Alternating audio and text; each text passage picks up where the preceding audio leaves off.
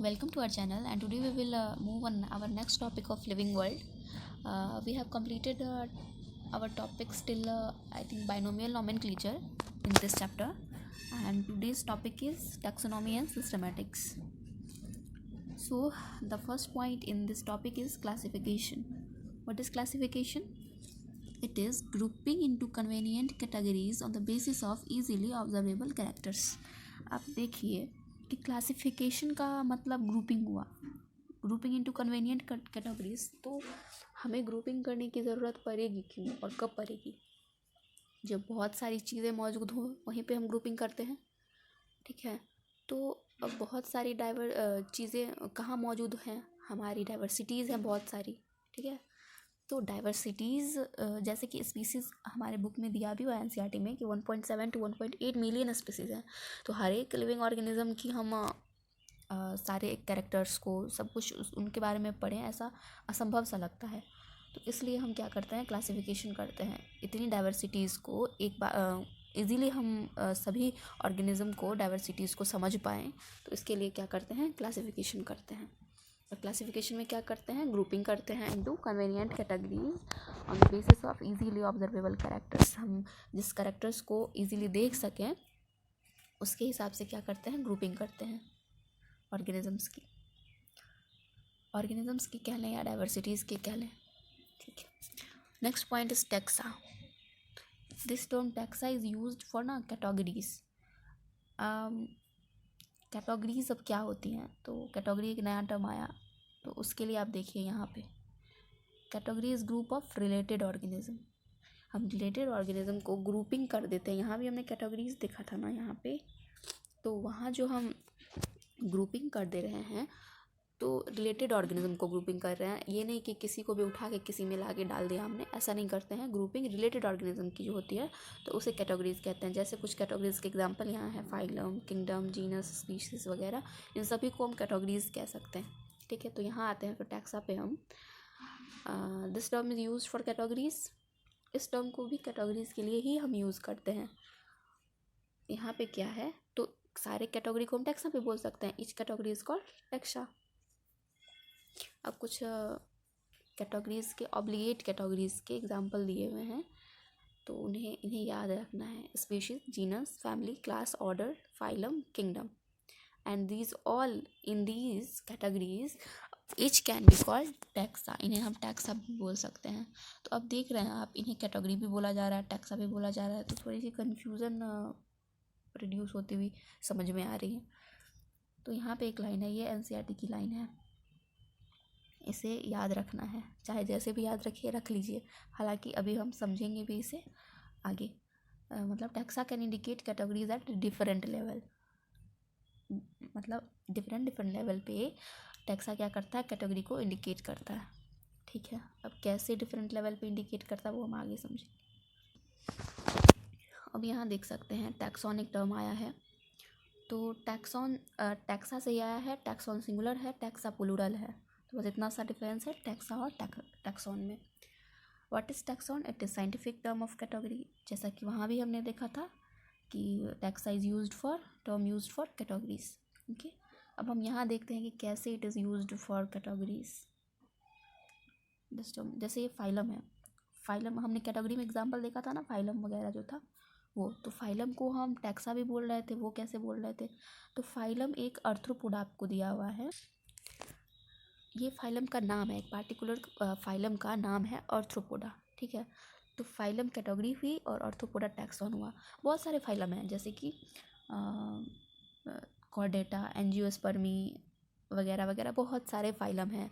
तो अगर फाइलम यहाँ पे कुछ और ही होता, मान लीजिए यहाँ पे कॉर्डेटा होता, फिर यहाँ पे एंजियोस्पर्मी होता, तो इस तरह से इन सारे को टैक्सॉन बोलते हैं हम।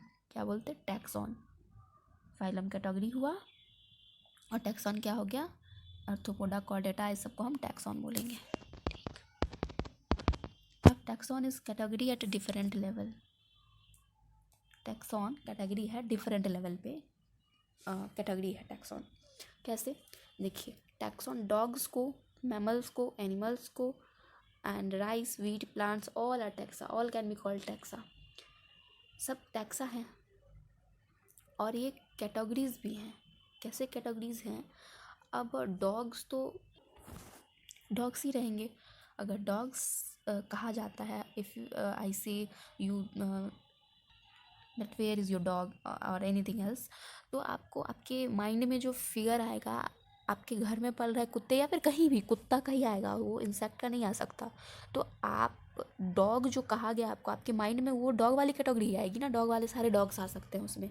अगर हम डॉग कहें तो उसमें कॉमनली सारे डॉग्स आ सकते हैं, भले वो झबरा कुत्ता हो, प्यारा सा कुत्ता, जो भी हो, वाइट हो, ब्लैक हो, सारे डॉग्स आएंगे डॉग में ही। ऐसा तो नहीं है ना कि हम डॉग बोल रहे हैं तो आपको आपके दिमाग में फिगर आ रहा है वीट के प्लांट का या फिर एनीथिंग इंसेक्ट का या कुछ, ऐसा तो नहीं है। अगर हमने डॉग कहा तो डॉग का ही फिगर आना चाहिए हमारे माइंड में। अगर हमने इंसेक्ट कहा तो इंसेक्ट का ही आना चाहिए, तब घोड़ा हाथी ऐसा कुछ तो नहीं आएगा। तो ये कन्वीनियंट कैटेगरीज हैं, तो इसको भी तो हम कैटेगरीज बोल सकते हैं, लेकिन इंसेक्ट को हम टैक्सा भी बोल सकते हैं। एक पार्टिकुलर इंसेक्ट है, कुछ भी टिड्डा वगैरह जो भी नाम हो, उसको हम टैक्सॉन बोलेंगे। तो वो अ, एक अलग ग्रुप है, अलग कैटेगरी है। एनिमल्स बोलें तो आपका एनिमल्स का ही फिगर आएगा, तब एक ब्रॉडर टर्म है। आप डॉग हमने कहा तो आपके डॉग का आया, वो भी उसको भी कैटेगराइज किया हमने डॉग में। डॉग बोला तो डॉग आया, इंसेक्ट नहीं आया। फिर हमने मैमल्स बोला तो मैमल ही आएंगे, मैमल में डॉग भी आ जाता है, ठीक है। मैमल्स में ह्यूमन भी आते हैं। और एनिमल्स हमने कहा तो एनिमल्स में भी बहुत सारे, सिर्फ डॉग ही नहीं आता है, उसके बाद फिर गाय है, हाथी है, इधर उधर बहुत सारी चीज़ें हैं। लेकिन तो एनिमल्स भी बोला हमने तो आपको एनिमल्स कहा गया, बर्ड्स तो नहीं कहा गया। आपके माइंड में बर्ड्स वाले फिगर नहीं आएंगे, एनिमल्स वाले ही आएंगे। तो ये भी तो कैटेगरी है। डॉग कैटेगरी है तो आपको कहा हमने कि इंसेक्ट वाले फिगर नहीं आए। एनिमल्स कैटेगरी है तो आपको बर्ड्स वाले फिगर नहीं आए। तो सब तो कैटेगराइज ही है, लेकिन डिफरेंट लेवल पे है। डॉग मैमल है और मैमल एनिमल्स हैं, हम जानते हैं। तो इस तरह से अगर कुछ बातें समझ में आई हो तो टैक्सॉन कैटेगरी डिफरेंट लेवल पे कैटेगरीज हैं, ठीक है। अब डॉग कहा हमने तो सिर्फ डॉग ही आया। अब एनिमल्स कह दिया या मैमल्स कह दिया तो बहुत सारे डॉग भी आ गए उसमें, हाथी, घोड़ा, सब कुछ आ गया। तो इस तरह से हम देखेंगे कि टैक्सॉन इस कैटेगरी एट डिफरेंट लेवल। यहाँ पे हमने दिखाने की कोशिश की है कि डॉग अगर कैटेगरी है तो कभी वो मैमल भी तो है, वो मैमल को ही तो एनिमल हम कहते हैं, मतलब मैमल तो एनिमल के अंदर ही आता है।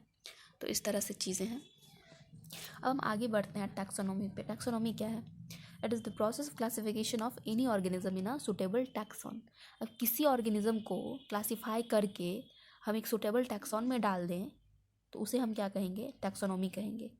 जैसे कुछ है, मतलब मान लीजिए एक पार्टिकुलर चीज़ या ऑर्गेनिज्म, कुछ भी आपको इंडिविजुअल, एक पार्टिकुलर इंडिविजुअल आपको दिया गया और आपको कहा गया कि इसे क्लासीफाई करना है, हमें इसे एक सुटेबल टैक्सॉन में डालना है। सुटेबल टैक्सॉन मतलब टैक्सॉन आपने देखा ना, टैक्सॉन ये है, डॉग्स है टैक्सॉन, मैमल्स है टैक्सॉन, एनिमल्स है टैक्सॉन, राइस है टैक्सॉन। तो अब उस इंडिविजुअल को आप किस तरह से डॉग्स में डालेंगे या फिर मैमल्स में डालेंगे या एनिमल्स में डालेंगे, क्या देख के उसको डालेंगे? आप कुछ देख के डालेंगे ना, कोई प्रोसेस होगा, कोई स्टेप्स होंगी उसमें, जिसको देख के आपको लगेगा कि नहीं, इसको एक टैक्सॉन मतलब डॉग्स में डालना है, इसको मैमल्स में डालना है, मतलब जो भी है। तो एक सुटेबल टैक्सॉन में डालने के प्रोसेस को, एक पार्टिकुलर इंडिविजुअल, एक पार्टिकुलर ऑर्गेनिज्म को हम क्या कहते हैं? टैक्सोनॉमी कहते हैं। तो इसके स्टेप्स क्या होंगे? इसी पार्टिकुलर टैक्सॉन में इसे हमें डालना है तो स्टेप्स क्या हो सकते हैं? पहला तो उसे कैरेक्टराइज करना जरूरी, इसका क्या क्या कैरेक्टर है। कैरेक्टर देख के ही तो हमें पता लगेगा कि कुत्ता वाला कैरेक्टर है तो कुत्ता में घुसाएं, या बिल्ली वाला है तो बिल्ली में घुसाएं हम, ठीक है। या प्लांट वाला है तो प्लांट में घुसाया जाए। तो पहले तो कैरेक्टराइजेशन या डिस्क्रिप्शन चाहिए, फिर उसको आइडेंटिफाई करना है, आइडेंटिफिकेशन, फिर क्लासिफिकेशन, फिर नॉमेनक्लेचर, उसका नाम भी लास्ट में पड़ेगा। तो आपको ये चारों स्टेप्स नॉर्मली याद करनी है। क्या करना है? चारों स्टेप याद करना है इसे। The first step is in taxonomical process. The first step is characterization या फिर description, second is identification and third is classification and fourth is nomenclature. अब हम देखते हैं नेक्स्ट हमारा है मॉडर्न टैक्सोनॉमी। मॉडर्न टैक्सोनॉमी, ये मॉडर्न टैक्सोनॉमी क्या है? टैक्सोनॉमी और मॉडर्न टैक्सोनॉमी। टैक्सोनॉमी में तो हमने देखा था बेसिस क्या है, मतलब उसके कैरेक्टराइजेशन करते हैं, कैरेक्टर्स हम देखते हैं, फिर क्लासीफाई करते हैं, आइडेंटिफाई करते हैं, फिर क्लासीफाई करते हैं, फिर नाम देते हैं किसी भी ऑर्गेनिज्म। तो ये सब था। मॉडर्न टैक्सोनॉमी में मतलब क्या करते हैं हम, किस बेसिस पे मतलब क्लासिफिकेशन होती है हमारी मॉडर्न टैक्सोनॉमिक स्टडीज़ का बेसिस क्या है, तो वो बेसिस जो है वो हम देखेंगे क्या क्या है। Internal structure, cell structure, development processes and ecological informations. तो आपको ये डायरेक्टली याद रखनी है कि मॉडर्न टैक्सोनॉमिक स्टडीज़ की बेसिस जो है वो ये सारी चीज़ें। तो आपको एक ट्रिक है ICDE, ये ट्रिक आपको दी गई है, इसके हिसाब से आप ICDE, तो I से इंटरनल स्ट्रक्चर, C से सेल स्ट्रक्चर, D से डेवलपमेंट प्रोसेसेस, E से इकोलॉजिकल इंफॉर्मेशन। तो ये आप मॉडर्न टैक्सोनॉमी की बेसिस का ट्रिक आपको याद रखना है, और ये बेसिस याद रखनी है, नॉर्मली ये बात है। अब हमारे पहले जो क्लासिफिकेशन था, ऐसा नहीं है कि अब अभी इसी मॉडर्न ज़माने में ऐसा आया है टैक्सोनॉमी करने का, या ह्यूमंस को पहले चाह नहीं थी कि ऑर्गेनिजम्स को उनके बारे में जानें या क्लासिफाई करें चीज़ों को, सारे ऑर्गेनिजम्स के बारे में जानें। तो पहले भी ऐसा था। तो पहले जो क्लासिफिकेशन होती थी that was based on uses of different individuals, uses के हिसाब से होती थी सारी चीज़ें। तो अगला पॉइंट हमारा है सिस्टमेटिक टर्म। तो ये सिस्टमेटिक टर्म क्या है? जनरली इसका मीनिंग देखें तो है systemic arrangement of organisms. It is systematic arrangement of organisms. Sorry. तो अब ऑर्गेनिज्म को सिस्टमेटिकली अरेंजमेंट करने में कौन सा स्पेशल चीज़ लग रहा है जो टैक्सोनॉमी में नहीं था? ठीक है, टैक्सोनॉमी में भी तो हमने अरेंज किया था ना, but what is the thing which makes it special and different from systematics? This is the thing. Evolutionary relationship is the thing which makes it special. So in systematics, evolutionary relationship is included. Okay, besides the things that was in taxonomy. Inside taxonomy there was first step was characterization, फिर identification, then classification, and lastly nomenclature.